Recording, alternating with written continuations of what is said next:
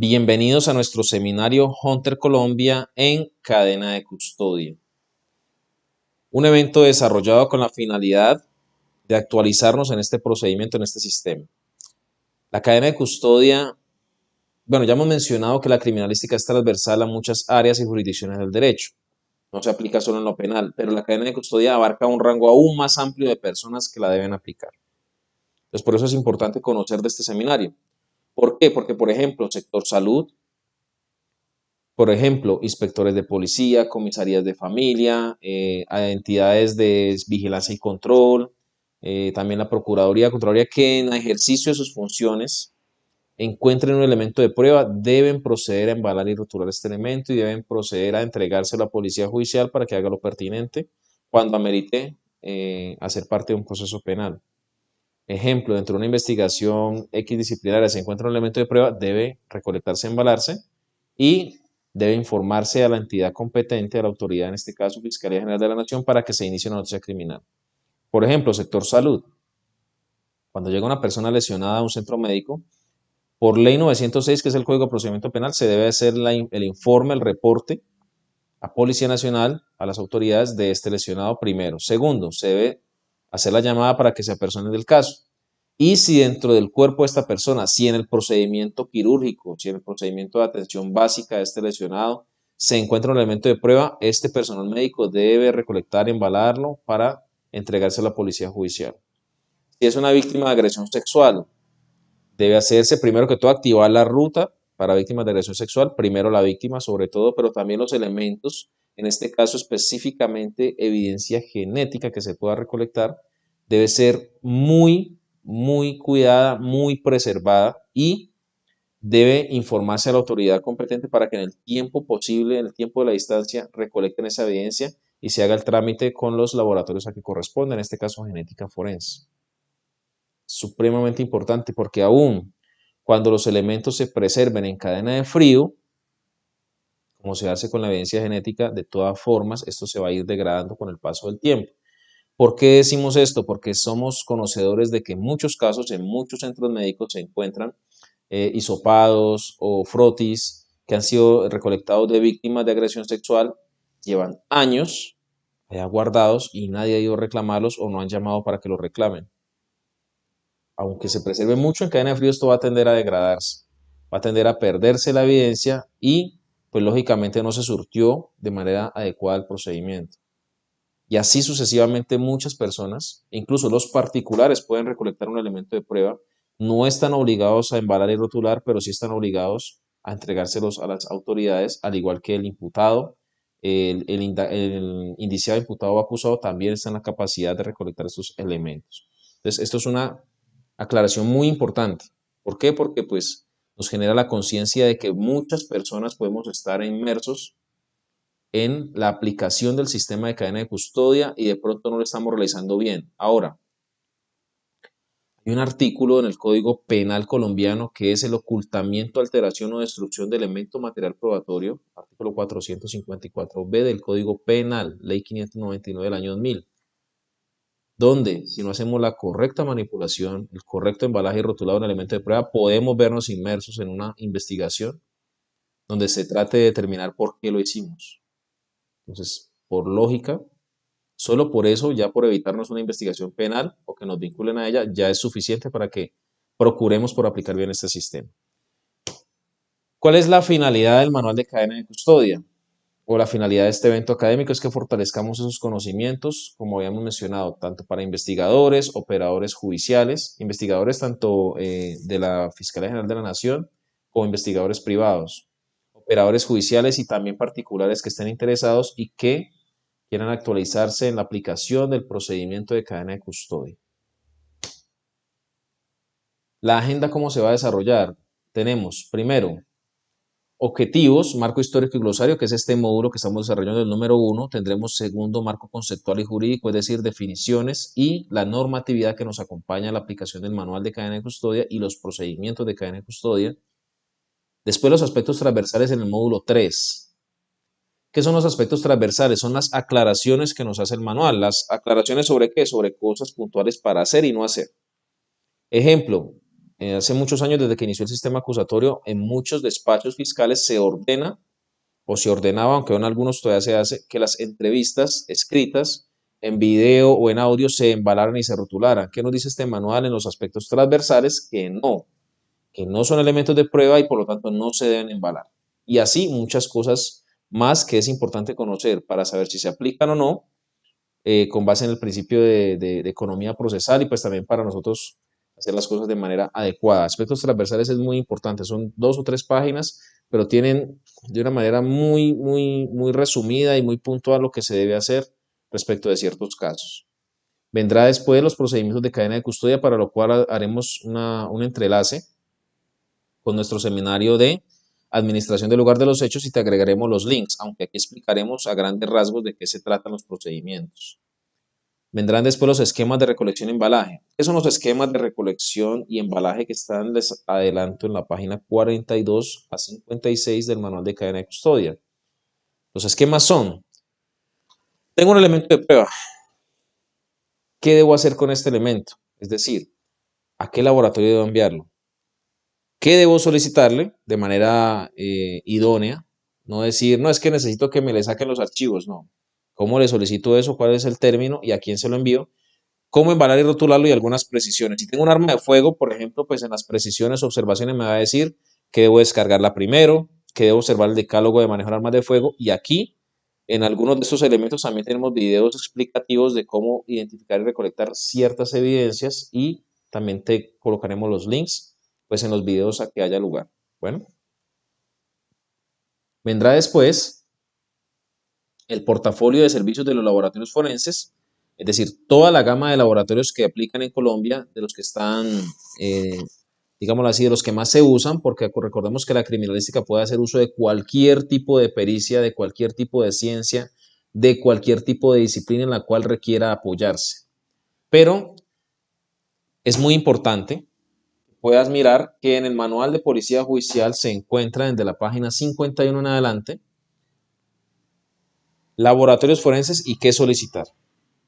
Si esta solicitud se puede desarrollar por policía judicial, por CTI o por medicina legal, y si se puede hacer en actos urgentes o no. Eso lo vamos a ver más adelante. Entonces, ¿dónde puedes tener tu manual de cadena de custodia? Primero, lo puedes adquirir físico con nosotros. No solo el manual de cadena de custodia. Puedes tener acceso al manual de policía judicial, son 3 libros o 3 documentos. Manual de policía judicial, manual de cadena de custodia, están ambos en nuestro a full color. ¿Sí? Tenemos manual de policía judicial, manual de cadena de custodia, está, manual de policía judicial y como un plus, como un valor agregado, tenemos el procedimiento de inspección al lugar de los hechos, el cual fue determinado y fue actualizado por el Consejo Nacional de Policía Judicial en los últimos 2 años, año 2020, 2021, 2020. Manual de Policía Judicial.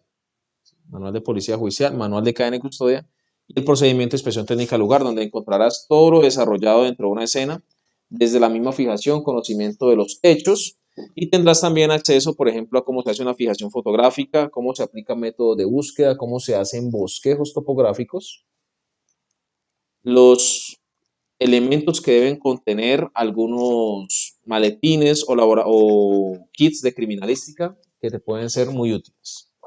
¿Cómo lo puedes adquirir con nosotros? Pero también, no te preocupes, lo puedes descargar de manera gratuita de nuestra página de Hunter Colombia en la pestaña de doctrina descargable. Doctrina descargable.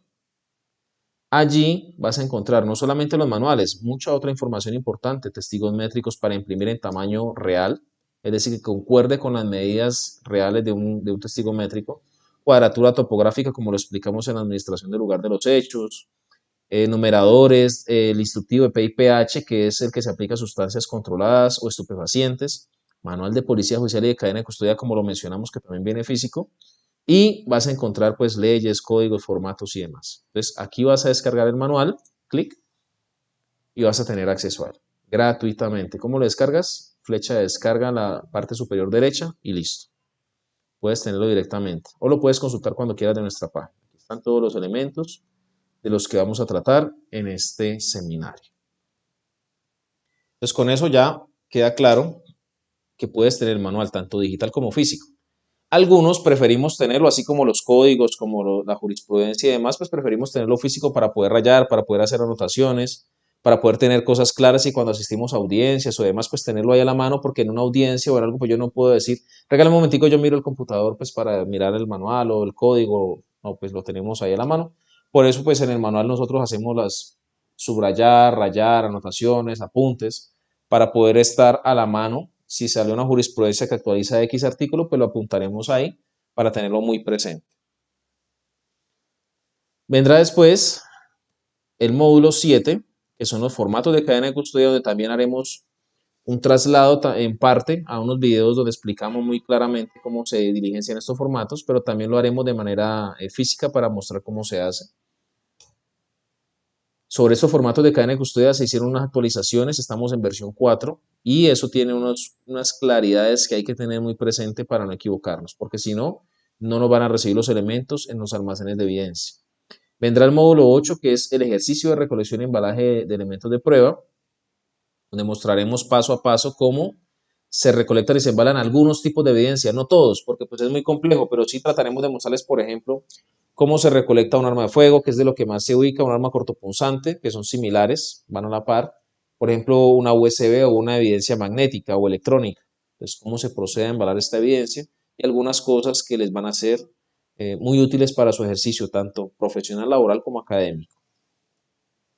Finalmente, tendremos el módulo de recomendaciones prácticas y conclusiones. En recomendaciones prácticas, esto va muy de la mano con la experiencia con la que contamos los integrantes y socios de la empresa Hunter Colombia. ¿Por qué? Porque además de que somos profesionales, algunos en derecho, en mi caso de investigación criminal y tecnólogo en criminalística, pues contamos con más de 20 años de experiencia en el sector público, en la parte investigativa. Entonces, esto nos ha permitido por muchos años estar en contacto con elementos de prueba, con procedimientos, con técnicas, y pues con base en la experiencia uno puede hacer algunas recomendaciones que son muy útiles, primero para hacer bien las cosas y segundo para hacerlas más rápido. Los que somos conocedores de la investigación criminal y de los procedimientos criminalísticos sabemos que esos son factores importantísimos, son los factores, diría yo, más relevantes al momento de atender un caso. ¿Por qué? Hacerlo bien, pero hacerlo rápido. Si lo hacemos rápido, solamente podemos pecar por hacer las cosas mal. Entonces, conocer bien los paso a paso de las cosas, conocer bien que si aquí debo mejorar esto, o puedo saltar aquí para mejorar esto, o para avanzar más rápido, pues puedo utilizarlo. Entonces, esto lo vamos a hacer con base en nuestra experiencia y también en la experiencia de algunas personas conocedoras del tema y ajustado a la normatividad, ajustado a los procedimientos. Entonces, este último modo y las conclusiones, pues del evento académico, finalizando con el procedimiento de certificación para las personas que quieran acceder a esto. Arrancaremos entonces con los objetivos, el alcance, el marco histórico, abreviaciones y glosario. Primero, abreviaciones. ¿Por qué son importantes las abreviaciones? Porque se utilizan mucho en los informes de policía judicial, en los programas metodológicos, en las noticias criminales. Entonces tenemos, por ejemplo, que PJ es policía judicial, MPIF, elemento material de prueba y evidencia física. Estas abreviaciones las seguiremos utilizando a lo largo del seminario y también vienen en los formatos y en los procedimientos. LH, lugar de los hechos. Si decimos ITLH, es inspección técnica, lugar de los hechos. ITC, inspección técnica cadáver. FPJ son los formatos de policía judicial estandarizados por el Consejo Nacional de Policía Judicial, que como punto, como observación de relevancia, fueron actualizados en su última etapa en agosto del año pasado, del 2022, donde se modificaron 10 formatos con base en enfoque inclusivo diferencial. Fiscalía General de la Nación, ente acusador, persecutor de delito, PIPH, prueba de identificación preliminar homologada, es un concepto con el que casi no estamos relacionados, que son aquellas pruebas preliminares que se aplican a sustancias estupefacientes en sus diferentes modalidades, sean alcaloides, comprimidos, sean alcoholes, etcétera, o precursores químicos que sirven para procesar estas sustancias. Todo esto con base en el acuerdo 002 del año 1999 que nos da primero una guía y un instructivo y unos formatos para su aplicación. Estos formatos también los pueden descargar de nuestra página de Hunter, como pudieron ver en la parte de doctrina descargable. INMLCF es el Instituto Nacional de Medicina Legal y Ciencias Forenses, descrito en el artículo 204 del Código de Procedimiento Penal como órgano de apoyo técnico-científico a la investigación. Órgano de apoyo técnico-científico a la investigación penal. De ahí se encuentran pues muchos laboratorios forenses de los que hacen uso no solamente la parte acusadora, sino también, por ejemplo, defensores. También, por ejemplo, para demandas por contencioso administrativo contra el Estado, donde se necesita alguna valoración de secuelas, etc. El glosario. Destrucción de bienes es la actividad que se desarrolla una vez que se ha dispuesto finalmente sobre el elemento de prueba por la autoridad competente. Acordonamiento es el ejercicio de aislar la escena para que personas ajenas no ingresen y se pueda procesar con el mínimo de contaminación. Bioseguridad hace referencia a todas aquellas medidas universales de protección de las personas, tanto de aspectos físicos, químicos, biológicos, radioactivos, que puedan afectar no solamente la escena, sino a las personas que la intervienen. Por eso es importantísimo utilizar los trajes de bioseguridad, tapabocas, monogafas, utilizar, si es requerible, polainas o zapatones. Los zapatones vienen incluidos en el traje, pero hay unos que son de protección mayor, por ejemplo, para golpes. Guantes, en especial de nitrilo, en la medida de la posibilidad por su resistencia, y las demás que se consideren necesarias. ¿Por qué? Porque lo primero que debo preservar es mi seguridad para poder, si ingreso a atender personas en el sitio, pues darles una debida atención. Y segundo, para procesar bien los elementos y no hacer una contaminación exógena, que es el término, es decir, aquella que traemos de afuera. También los elementos bien utilizados, no utilizar un mismo elemento como guantes para varias evidencias, porque puedo contaminar. La contaminación es de ambas partes, tanto para no contaminar la evidencia, la bioseguridad, para no contaminar la evidencia como para no contaminarme yo. Recordemos que tenemos familias, vamos a abrazar a nuestros hijos y pues ellos merecen toda la protección posible. Y en el lugar de los hechos, como pudimos ver en la inspección al cadáver, es un, es un lugar de cultivo para muchas bacterias que se activan desde el momento de la muerte, por ejemplo. Y tenemos contacto con fluidos biológicos, tenemos contacto con químicos, por ejemplo, ácidos alcalinos que nos pueden generar una gran lesión en nuestra piel o pérdida de alguna extremidad o miembro. Entonces tengamos mucha atención con eso. Mucha atención con cuidarnos mucho para poder hacer bien los procedimientos, sobre todo por nosotros y nuestras familias. Y segundo, por preservar la escena. Entonces, ¿qué se utiliza aquí? EPP, elementos de protección personal. Los bienes son todos aquellos relacionados en una conducta criminal, tanto muebles como inmuebles. De aquí encontraremos, por ejemplo, vehículos, casas, velocípedos como motocicletas, bicicletas. Tendremos bienes como bienes muebles dentro de un hogar, dentro de una residencia.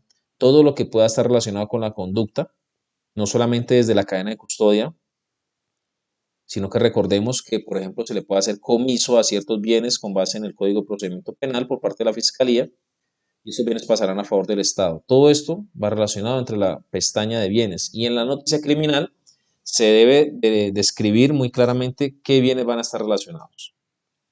Embalar es el acto de introducir un elemento de prueba en un contenedor y blindar este contenedor para que no se pueda tener acceso a él y no se pueda dañar, contaminar, perder o extraviar.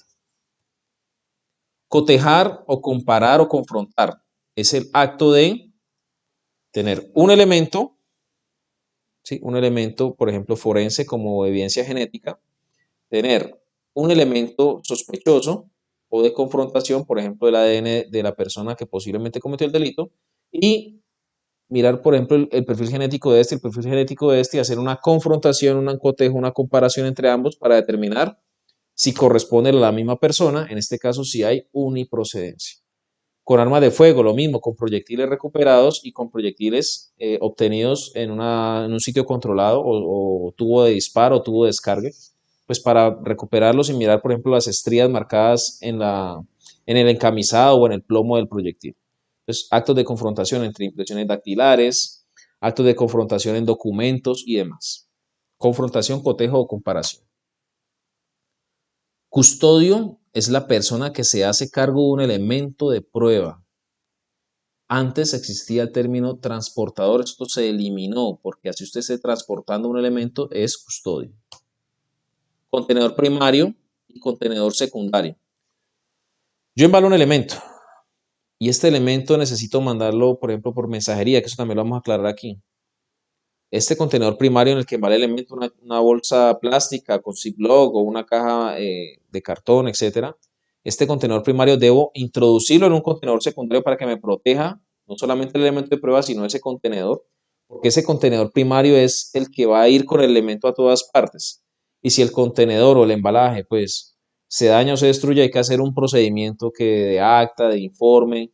Entonces es bastante dispendioso, por eso hay que procurar por preservar muy bien este contenedor primario. Para eso vienen contenedores secundarios cuando se van a transportar los elementos a otras partes o se van a enviar por mensajería a laboratorios. También tenemos las instituciones prestadoras de salud, las IPS, que están próximas de pronto a surtir o sufrir algunos cambios por legislación nacional en Colombia. Evidencia traza. ¿Qué es evidencia traza? Es aquella que no se puede percibir con la aplicación de los sentidos o a simple vista.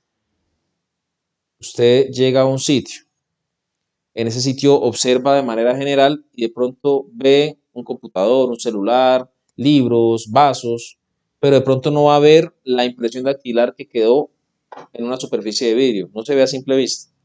No va a haber fluidos biológicos consistentes en semen, saliva, orines, sudor. No va a haber de pronto una mancha de sangre que fue derramada y si estuviera la sangre pues la vería, pero resulta que el agresor, el autor, la limpió y la trapeó. Pues no la va a ver a simple vista.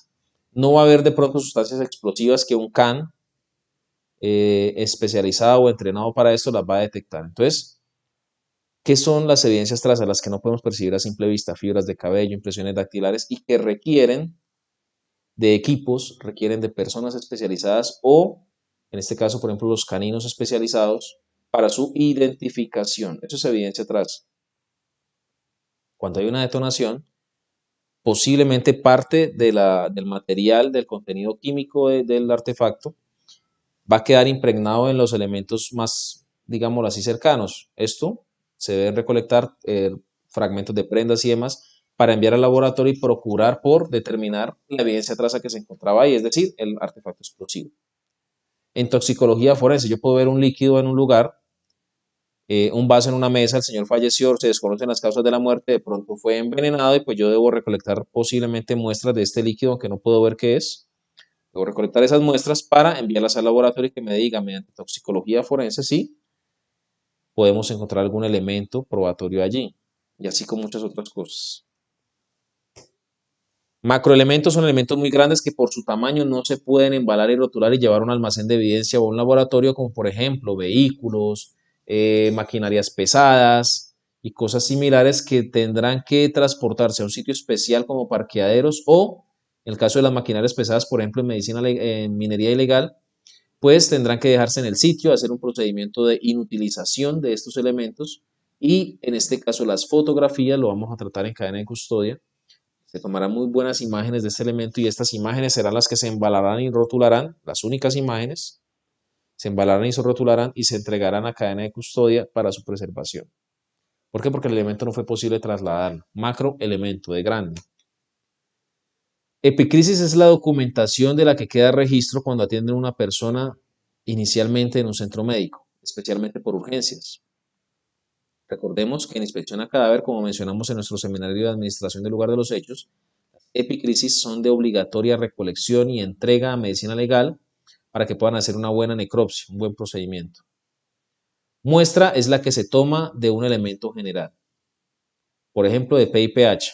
Yo tengo unas panelas, le llamamos, o unos paquetes de sustancia comprimida, de sustancia sólida, pulverulenta, etcétera.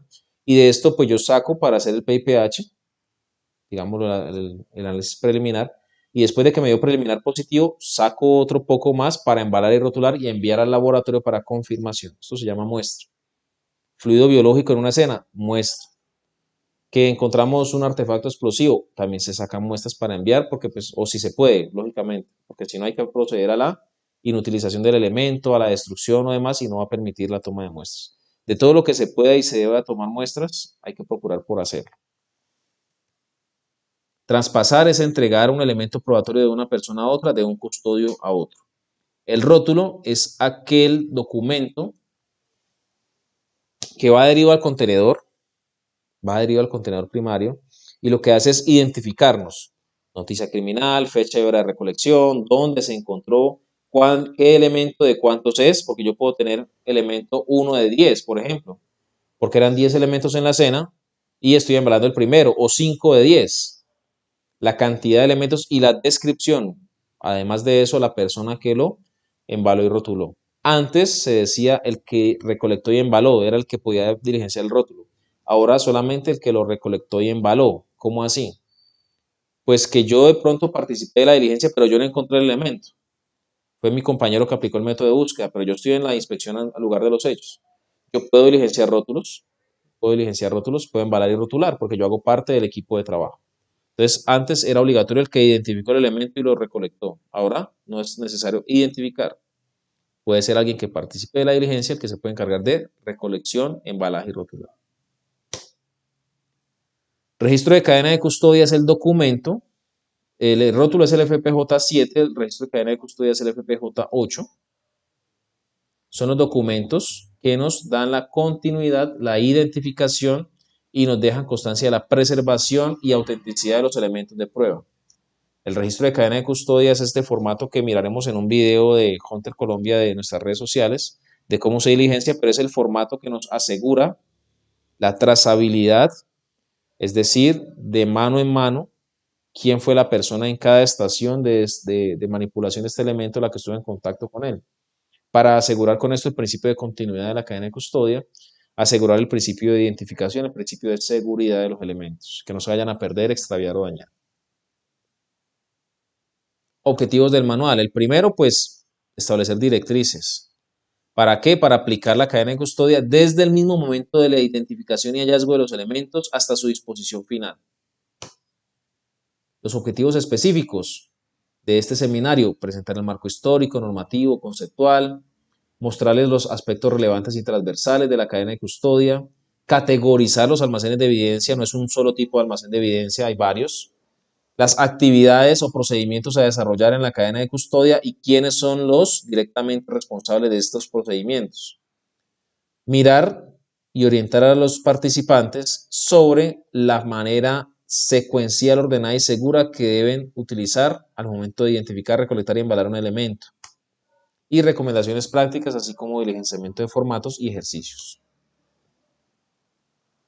Alcance del manual de cadena de custodia. El manual va dirigido a servidores públicos y particulares que por sus funciones tengan contacto con elementos de prueba y evidencias físicas. ¿Cuándo inicia la cadena de custodia? Desde el momento en que se hallan los elementos. ¿En dónde se hallan elementos de prueba? En el lugar de los hechos y en lugares diferentes a los de los hechos. Lugares de los hechos y lugares diferentes a los de los hechos. Desde que se encuentra el elemento inicia la cadena de custodia. ¿Y cuándo termina la cadena de custodia? Como mencionamos, con la disposición final por la autoridad competente, sea Fiscalía General de la Nación, sea el juez que conoce el caso o de conocimiento. Observación importante. Si hay entidades privadas o públicas que van a aplicar cadena de custodia, estos procedimientos deben ir de la mano del manual. Es decir, no contradecir el manual. Como investigadores privados, nosotros hacemos cadena de custodia desde nuestra empresa Hunter Colombia, desde el área de investigación privada. Pero podemos desarrollar formatos, siempre y cuando vayan acorde a los formatos de cadena de custodia. Podemos desarrollar procedimientos recomendados, pero estos procedimientos deben ir de la mano de la cadena de custodia. Yo no puedo decir que la cadena de custodia inicia cuando tomo la foto del elemento, por ejemplo, porque iría en contra del manual de cadena de custodia. Yo no puedo decir, por ejemplo, que la manera de recolectar un arma de fuego es en una bolsa plástica. ¿Por qué? Porque la cadena de custodia me está diciendo que es en una caja de cartón, al igual que, por ejemplo, un arma corto punzante. Yo no puedo decir que al pasarle un elemento magnético o electrónico a una evidencia digital, no se va a dañar, entonces que yo lo puedo hacer sin problema porque la cadena de custodia me lo está aclarando. Y aparte de eso, pues la lógica en la utilización debida de estos elementos. Entonces, yo puedo utilizar procedimientos, puedo utilizar formatos siempre y cuando vayan de la mano de la cadena de custodia. Esto es lo que nos dice el manual. Marco histórico. de la cadena de custodia nos dice que arrancó en 1990, se hizo la primera referencia a cadena de custodia con el decreto reglamentario 786 de autopsias. Luego de esto, en el año 2000, con la ley 600 del 2000, la ley 600 del 2000 fue una ley de transición, fue un código de procedimiento penal de transición que se implementó entre el año 2000 y el 2004 mientras salió la ley 906. Algunos investigadores, como en el caso particular, tuvimos la oportunidad de trabajar con la ley 600 y también con la ley 906. En la cadena de custodia de la ley 600 era algo muy peculiar. No estaban bien desarrollados los procedimientos, entonces uno tenía que imprimir la cadena de custodia y hacer 3 copias de la cadena de custodia original y 2 copias porque las copias se quedan en el proceso. O sea que no había como esa exclusividad de que el registro iba solo con el elemento y ese era el que se hacía, ¿no? La cadena de custodia en ese tiempo se la recibía uno el fiscal o el asistente de fiscal, no la entregaba uno en almacenes de evidencia. Y no había necesidad de hacer un embalaje tan complejo, sino que se metía en una bolsa, por ejemplo, se le clicaba, se le enganchaba la cadena de custodia, no existía rótulo, solo formato de cadena de custodia, por ejemplo, o no se utilizaba mucho el rótulo, y eso se le entregaba al asistente o al fiscal. Y le hacían un recibido a uno porque quedaba original y copia en la fiscalía, y uno de los formatos de cadena de custodia impreso le quedaba a uno, entonces ahí le hacían el recibido. Entonces no era como una aplicación tan idónea, podríamos decir, pero pues, por lo menos tuvo sus primeros inicios. Lo importante de aquí que fue que en esta ley se le empezó a dar la orden a la Fiscalía General de la Nación para que desarrollara esos procedimientos, desarrollara esas técnicas y esos formatos, todo lo que permitiera precisamente una debida aplicación de la cadena de custodia. En el año 2002 se creó el Comité de Cadena de Custodia conformado por las entidades que cumplían funciones permanentes y permanentes especiales y transitorias de policía judicial. Nace el Comité de Cadena de Custodia.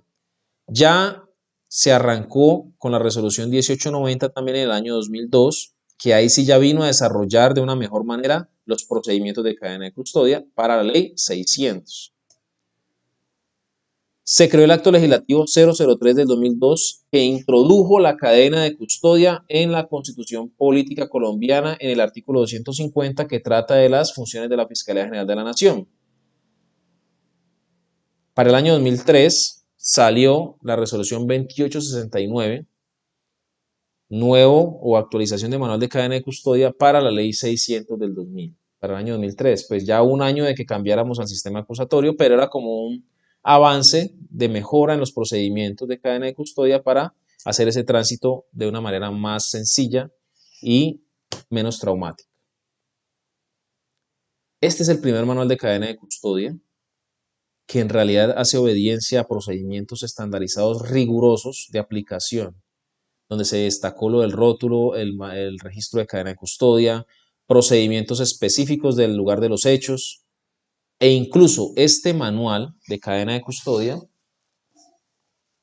este primer manual de cadena de custodia que lo tenemos por acá, como recuerdo, nostálgico diríamos, nos traía el procedimiento de PIPH incluido. Era un manual muy bueno, la verdad. Era un manual muy bueno, muy útil. Venía con flujogramas de cómo aplicar, no sé si lo alcanzamos a ver aquí, flujogramas de cómo aplicar los procedimientos. La verdad era muy completo a pesar de que fue en sus inicios el primer manual de cadena de custodia colombiana para la ley 906. Vendrá el año 2016, es decir, desde el año 2004 hasta el año 2016 no se cambió la cadena de custodia. Pero con el paso de los años, los avances tecnológicos, con muchas cosas procedimentales, se empezaron a percibir situaciones importantes que debían ser objeto de cambio, por ejemplo, en los rótulos, en los formatos, en los procedimientos. Entonces se tomó la determinación por parte del Consejo Nacional de Policía Judicial de hacer una actualización. Esta actualización se hizo en 2 tiempos, empezó en el 2016. Primero, en el 2016 salió una resolución 1874 a mediados del año 2016, que no tuvo mayor relevancia, no tuvo trascendencia porque tuvo muchos errores y hubo que corregirla. En un plazo alrededor de un mes, un poco más de un mes, lo corrigieron, se hicieron las mejoras, se hicieron precisamente digámoslo así, se observaron los errores que había, se mejoraron, se actualizaron y salió una resolución que es la 2369 del año 2016, que actualizó el manual de cadena de custodia, es decir, 12 años después de la implementación del sistema acusatorio se actualizó por primera vez el manual de cadena de custodia. Importante esta resolución 2369, era muy rigurosa. O sea, era bueno en el sentido que era muy rigurosa, pero también cerraba muchas puertas a los investigadores al momento de hacer actividades y pues esto también tuvo ciertos inconvenientes. Por ejemplo, investigadores o los funcionarios de policía judicial tenían máximo 48 horas para entregar los elementos de prueba al laboratorio una vez recolectados y embalados. 48 horas. Por A o por B razón no se podía realizar y ya había un inconveniente por esto. Los fiscales debían hacer autorizaciones, digámoslo así, para que los investigadores lo llevaran e incluso los investigadores a raíz de no cumplir este requisito podían verse inmersos en investigaciones disciplinarias, por ejemplo. ¿Qué ordenaba esto? Una destrucción en un periodo corto un periodo de tiempo muy corto de sustancias y demás. Cuando sabemos que en el proceso penal, por ejemplo, la destrucción de una sustancia toma un tiempo, donde el fiscal debe dar la orden, se deben emitir los actos administrativos y a veces eso supera el mes. Como fue tan estricta, muy buena, pero algo estricta, entonces se vio necesaria su actualización en el año 2018. No solo por eso, ¿no? Sino por muchas cosas más procedimentales y demás, pero eso también fue algo de algunas cosas buenas que cambiaron del manual, un poco más flexible en su aplicación. Algo importante de la 2369, se cambió el término primer respondiente por primer responsable desde la 2369 del 2016. Ya no se habla de primer respondiente, sino primer responsable. Esto fue un cambio importante porque pues esto nos generó actualización de formatos, actualización de procedimientos, de instrucción y todo lo necesario para que estos primeros responsables pudieran ejercer bien su labor y se les pudiera hacer control. En el año 2018, en abril, se emitió por parte del Consejo Nacional de Policía Judicial el Acuerdo 001, donde no solamente se ordenó cambiar el manual de cadena de custodia, sino que se ordenó o se proyectó el cambio del manual de policía judicial, se proyectó la actualización de algunos formatos, se proyectó la eliminación de unos formatos que ya no eran vigentes, ya no eran útiles, y se proyectó la creación de unos formatos nuevos que eran necesarios, algunos de ellos para reemplazar esos que se eliminaron y otros porque eran totalmente nuevos, que era importante. Por ejemplo, el formato de arraigo no existía, se creó el formato de arraigo. Formato de solicitud de elementos biográficos no existía, se emitió este formato, el de citación. Bueno, en nuestra página de Hunter, valga la cuña o la recomendación, en nuestra página de Hunter Colombia lo puedes encontrar en la pestaña de formatos de policía judicial y están todos. E incluso te explicamos cuáles cambiaron, cuáles actualizaron. Aquí están los últimos 10 que se actualizaron en agosto del año pasado. Antes de eso, los que se actualizaron en el año 2018 y por qué, los que se eliminaron y los que se crearon.